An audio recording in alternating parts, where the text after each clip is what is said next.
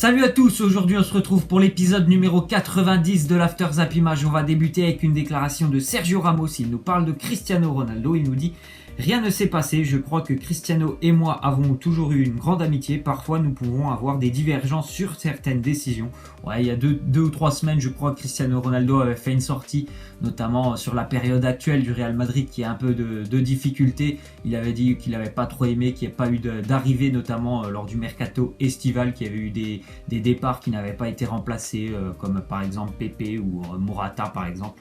Voilà, le lendemain, Sergio Ramos il lui avait répondu, il avait dit en gros: le Real Madrid doit trouver les solutions par lui-même. Moi j'aime bien l'équipe qu'il y a en ce moment. Donc voilà, on voit quand même que les deux, il y a des fois ils s'entendent pas vraiment parce que chacun a son opinion. Mais voilà, je sais très bien que Ronaldo, il a un énorme respect pour Sergio Ramos qui est quand même un joueur emblématique du Real Madrid, et pareil pour Ramos qui a un énorme respect pour Cristiano Ronaldo et pour tout ce qu'il fait pour le Real Madrid. Ensuite on voit une déclaration d'Alvaro Morata, il nous dit: j'espère que Ronaldo mettra plusieurs buts avec le Real Madrid et qu'il arrivera fatigué à la Coupe du Monde. Alvaro Morata qui normalement sera présent avec la Coupe du Monde et sa sélection espagnole. Il est dans le même groupe que Cristiano Ronaldo, le Portugais. Il y a aussi le Maroc dans ce groupe. Donc voilà, je pense que bien sûr tous les supporters espagnols aimeraient voir un Ronaldo un petit peu moins bien avec le Portugal pour pouvoir essayer de prendre cette première place dans ce groupe. Attention quand même, il y aura aussi le Maroc dans le groupe qui a sa carte à jouer. Donc c'est sûr qu'Alvaro Morata, je sais très bien, et que moi je pense que sa sélection espagnole c'est la meilleure du groupe, il me semble. Il y a beaucoup de Portugais qui vont penser aussi peut-être que le Portugal terminera premier, mais pour moi l'Espagne est largement au-dessus. Donc voilà, on espère aussi qu'il y aura de très très beaux matchs pendant cette Coupe du Monde et surtout dans ce groupe qui est quand même assez intéressant. Ensuite on voit que donc Antonio Conte, l'entraîneur de Chelsea, il a demandé à sa direction de prolonger avant cet été Eden Hazard et Thibaut Courtois qui sont sous contrat respectivement jusqu'en 2020 et 2019. C'est déjà une bonne nouvelle de pouvoir prolonger ces deux joueurs. En plus de ça, si Antonio Conte il demande quand même une prolongation de ces deux joueurs, c'est que visiblement dans sa tête il a quand même l'idée de rester un petit peu longtemps du côté de Chelsea, alors qu'il y avait aussi un petit peu des points de divergence avec sa direction. Des fois il était sur la liste de départ, Antonio Conte, parce qu'il s'entend pas énormément avec Roman Abramovich. Mais en tout cas c'est quand même une bonne nouvelle de voir qu'il souhaite garder ces deux joueurs, Eden Hazard et Thibaut Courtois. On ne sait pas aussi si Eden Hazard va prolonger son contrat, parce que on sait tous que voilà, depuis un an ou deux il a toujours une petite idée en tête, c'est de rejoindre le Real Madrid. Ensuite on voit une déclaration de José Mourinho, il nous dit: Paul Pogba va essayer de continuer sur sa lancée, car depuis qu'il est revenu de sa blessure il est phénoménal. C'est vrai qu'il est revenu, je crois ça fait 3 semaines maintenant que Pogba est revenu de blessure. Il fait vraiment de très beaux matchs, encore ce week-end 2 passes décisives pour lui face à Arsenal lors de la victoire de Manchester. Voilà, il va être un petit peu handicapé parce que voilà, il a été exclu pour ce match face à Arsenal sur un vilain geste, on va dire involontaire face à Bellerin. Il a été exclu, il va prendre 3 matchs de suspension, donc il va déjà rater en plus de ça le derby de ce week-end, et il va rater encore 2 autres prochaines journées. Je crois qu'il va pouvoir jouer le match de Ligue des Champions, mais c'est dommage parce qu'il revenait très très bien, et voilà, ça va de nouveau faire une petite coupure pour Paul Pogba. Ensuite on voit une déclaration de El Hadji Diouf, c'est un joueur sénégalais. Il nous parle de Sadio Mané. Il nous dit: s'il était français il aurait la même publicité que Mbappé. Personnellement je le trouve plus fort que Mbappé et je sais que pendant la Coupe du Monde il ne va pas me faire mentir. Bon voilà, Sadio Mané il est un petit peu plus âgé que Kylian Mbappé, mais c'est quelqu'un, voilà, pour moi il est vraiment sous-coté. Sadio Mané, on n'en parle pas assez, c'est quelqu'un de talentueux, il a vraiment tout aussi pour lui. C'est un très bon dribbleur, il est très très rapide, je pense que c'est sa qualité première, c'est sa rapidité. J'espère aussi qu'il va pouvoir faire une bonne Coupe du Monde avec le Sénégal. En tout cas c'est un joueur très talentueux et pour moi il mériterait peut-être de jouer un petit peu plus haut que Liverpool. Ensuite on voit que Liverpool et Jürgen Klopp, l'entraîneur de Liverpool, il s'intéresse à son ancien joueur du Borussia Dortmund, Pierre-Emerick Aubameyang. Voilà, je pense que Pierre-Emerick Aubameyang il vit sa dernière saison avec le Borussia Dortmund, donc pourquoi pas un départ en Angleterre. Il y a pas mal de clubs où il est cité, donc Chelsea, Liverpool, et c'est vrai que Liverpool ce serait un club voilà, où pour lui ça serait un très bon choix, parce qu'il connaît déjà l'entraîneur, et je sais très bien que l'entraîneur Jürgen Klopp pourrait lui faire tout de suite confiance à Liverpool. En tout cas pour moi c'est sûr et certain, ça sera sa dernière saison avec le Borussia Dortmund. Ensuite on voit une déclaration de Rudy Garcia, l'entraîneur de Marseille. Il nous dit: Steve ne peut pas intervenir comme il veut car à Montpellier l'oblige à attendre et du coup il sort en retard, le but est logiquement annulé. Voilà, c'est le but de Montpellier qui a fait un petit peu polémique. Bon voilà, là la règle elle est comme ça, s'il y a une action de jeu, ben, le but est refusé. Moi je trouve que cette règle elle est complètement débile, mais voilà, c'est une règle qui est comme ça. Si le joueur, je crois que c'est Hilton qui fait action de jeu, ben voilà, s'il n'avait pas ne serait-ce que mis sa tête en avant, il y aurait eu but pour Montpellier, mais bon, c'est comme ça. Le but a été refusé et logiquement pour Marseille. Ensuite, on voit une déclaration de Serge Aurier. Il nous dit « Je ne pouvais plus rester à Paris du fait qu'on ne me jugeait plus sur mes performances sur le terrain. » Voilà, je vous l'ai dit, j'ai dit hier, hein, il avait fait des petites déclarations dans le Canal Football Club. On ne le jugeait plus sur le terrain, tout simplement à cause de l'affaire Périscope avec Laurent Blanc. Après, moi, Serge Aurier, je trouve que c'est quelqu'un qui a un énorme potentiel.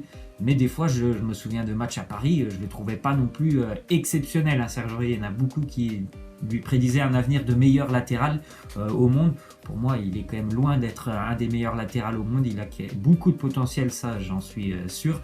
Mais des fois, je le voyais vraiment faire des matchs assez médiocres avec le Paris Saint-Germain. Ensuite, déclaration de Jérôme Boateng. Il nous dit terminer deuxième ne serait pas un drame. Surtout que nous ne sommes plus le favori de ce groupe. Si jamais nous devions y parvenir, ça serait un petit miracle. C'est ce soir, hein, le match très important entre le Bayern et le Paris Saint-Germain. Le Bayern n'a rien à perdre. Hein. S'ils peuvent gagner 4-0 et terminer premier, ben, ça sera tant mieux pour eux. Mais voilà, s'ils terminent deuxième, ils savent que pour aller au bout de la Ligue des Champions, il faudra battre tout le monde. En plus, c'est vrai, s'ils n'étaient plus les favoris de ce groupe.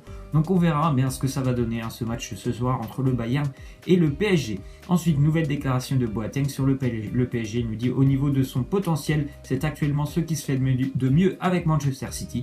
Mais dépenser énormément d'argent ne signifie pas pour autant aller au bout de la compétition. Voilà, Jérôme Boateng et en gros le Bayern et le Paris Saint-Germain, ce sont deux philosophies complètement opposées. Hein. Le Paris Saint-Germain qui a énormément investi, alors que Bayern Munich c'est un club qui investit, mais on va dire intelligemment.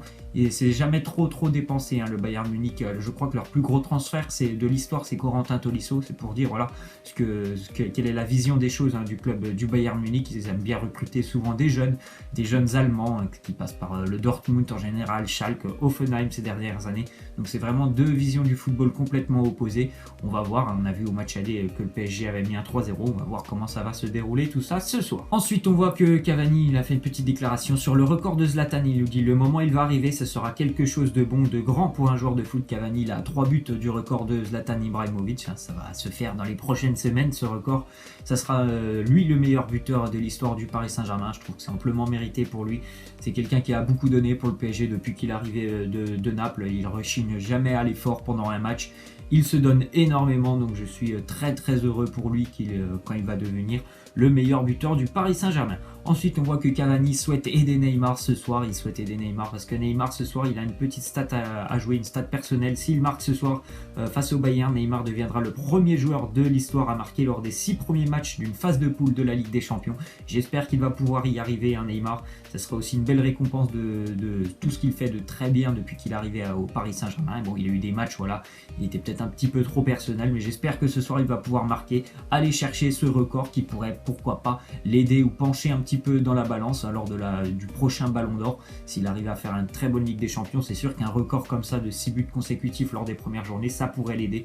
Donc j'espère que Neymar va y arriver ce soir. Ensuite, on voit une déclaration de Corentin Tolisso. Il nous parle de l'Olympique Lyonnais, hein, le joueur du Bayern qui normalement ce soir sera titulaire.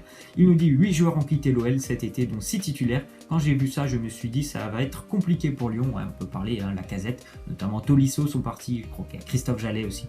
Il y en a beaucoup qui sont partis du côté de Lyon. Et contrairement aux années précédentes, j'ai trouvé que Lyon a été assez intelligent pendant ce recrutement. Je trouvais que voilà, ils ont recruté jeunes et ils ont recruté aussi des défenseurs. Et je trouve que ça tourne vraiment bien du côté de Lyon cette année. Il y a eu un très bon cycle de jeunes joueurs, entourés en plus par Nabil Fekir, Houssem Aouar. Donc vraiment très bon début de saison pour l'Olympique Lyonnais. J'espère qu'ils vont pouvoir continuer comme ça et pourquoi pas aller chercher une qualification en Ligue des Champions. Ensuite, on voit que Giuseppe Rossi s'est engagé avec le Genoa. Voilà, Giuseppe Rossi, c'est un petit attaquant, et assez petit par la taille, mais un très bon attaquant de surface. Il évoluait notamment souvent avec Villarreal et la Fiorentina. Il a passé de très bonnes saisons. L'année dernière, il était avec le Celta Vigo. Ça s'était un petit peu mal passé pour lui parce qu'il était longuement blessé et il était sans club. Et voilà, il rejoint le Genoa qui a énormément de difficultés en Serie A. Ensuite, on voit une déclaration de Gattuso, l'entraîneur du Milan. Il nous dit ça fait mal, il aurait mieux valu prendre un coup de couteau qu'un but pareil. Nous avons reçu une gifle. Voilà, le Milan qui a été tenu en échec ce week-end par Benevento Benevento qui avait perdu tous ses matchs jusqu'à l'heure actuelle. But d'égalisation à la 95e pour Benevento du gardien sur un coup franc, il est monté le gardien, il a égalisé. Voilà, les débuts de Gattuso, c'était un petit peu compliqué lors de ce match face au Benevento. Et le Milan qui est déjà très très loin de ses objectifs, je pense que c'était la Ligue des Champions, ils en sont très très loin les Milanais à l'heure actuelle. Ensuite on voit que David De Gea a réalisé 14 arrêts contre Arsenal, ça fait de lui le deuxième meilleur gardien sur les 10 dernières années en termes d'arrêts sur un match, il est devancé par Mattia Perren. Voilà, bravo à David De Gea qui pour moi à l'heure actuelle est le meilleur gardien du monde. Ensuite on voit une statistique qui concerne l'Atlético Madrid. L'Atlético reste sur 4 matchs sans victoire à l'extérieur. Donc l'Atlético se déplace ce soir à Chelsea.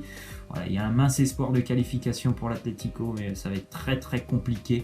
Il faudrait gagner à Chelsea, il faudrait que la Roma perde. Enfin bref, à mon avis, l'Atlético va être éliminé ce soir. Pour la dernière question, ça sera le pronostic pour vous de ce Chelsea-Atlético Madrid. Pour moi, ça va être une victoire de Chelsea. 2-1 pour l'Atlético, même si je supporte l'Atlético. Je pense que l'Atlético va perdre ce soir. Voilà, c'est la fin de cet After Zappy Match. J'espère que ça vous aura plu. N'hésitez pas à lâcher des likes, à vous abonner. Moi, je vous laisse et je vous dis à la prochaine. Ciao!